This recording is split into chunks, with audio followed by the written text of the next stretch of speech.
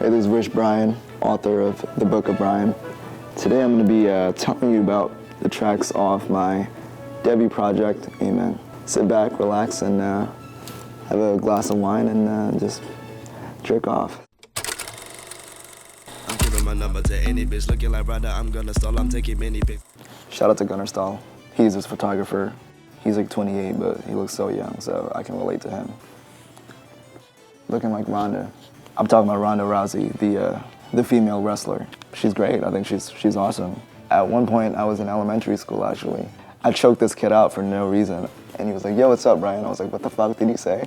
So I just like kind of choke slammed him, like did the thing, and then everybody was like, "Whoa." 2 days after, my mom found out and beat my ass. So I'm thinking about having many kids, even though some are gonna be like, "God damn, it's a lot of kids." I think kids are great.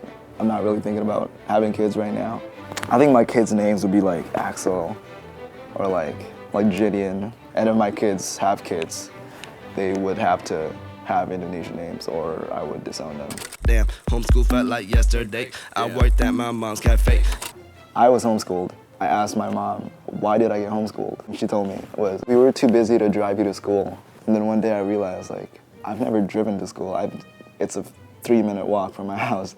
My mom has a cafe back home. It's an Italian cafe. It's called Dinochka, so check it out if you're ever in Indonesia. I used to work there as a cashier guy. I was like 13 or something. I wasn't getting paid. It was kind of fucked up, but that's kind of where I met a lot of my friends that I'm friends with now. But then there would be like sometimes cute girls that would roll by. This girl came in. She started speaking English. She was with a friend. She was speaking English to her friend. I didn't get her number, but that was a cool day. Cool, let's move on. This is Cold. Let's get to it. Saw a car crash, it remind me of our first date.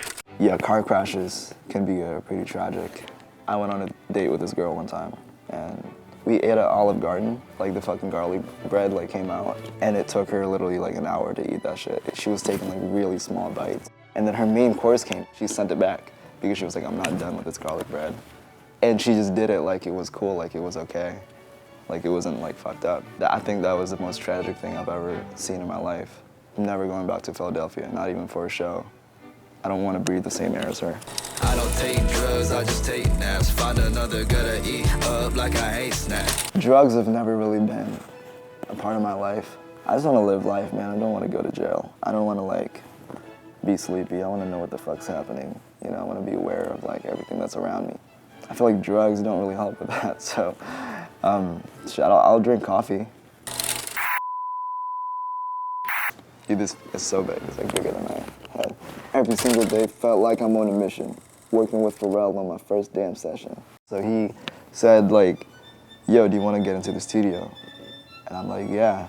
And before that, I've never worked with anybody else in the studio. I showed up there, it was 8 o'clock. He was already in the studio. He's working on something. He looked at me, he was like, "Yo, play me a couple of songs." He starts making this beat.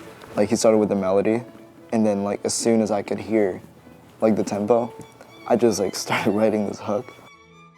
I was writing on my laptop, so he could see everything I'm doing. Before that, every time I would write a song, I would use rhymezone.com.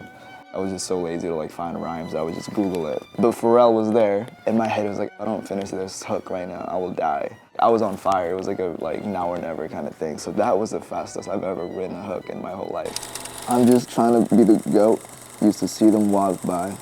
Getting ready for this life, all I see is red and white. The GOAT can mean two things. It's the term, greatest of all time. That's what I'm trying to be. But at the same time, it's I used to see actual goats walking by my house. There's this big goat farm in my neighborhood. Stray goats would just walk by my house. All I see is red and white. I feel like it meant I'm experiencing all this new shit, but I'm not forgetting about where I came from. Then I met my manager, Sean, 88, chilling in the passenger, and I'm feeling tripped out seeing him for the first time. Sean, he's a character. He's my manager. I worked with him for almost a year. It's just over the phone before actually meeting him in real life. When I arrived in Miami, I finally met him for the first time. And I was like, this is so trippy. He looks so much more Japanese than I thought. That's the end of the book. And I guess what, you can take from this whole experience is don't go to school, be homeschooled, have 4 kids with Indonesian names. So this is Brian Emmanuel, or Rich Brian. Check out my debut project, Amen. It's time for me to bounce, so peace. Oh my God. That was a fucking great ending.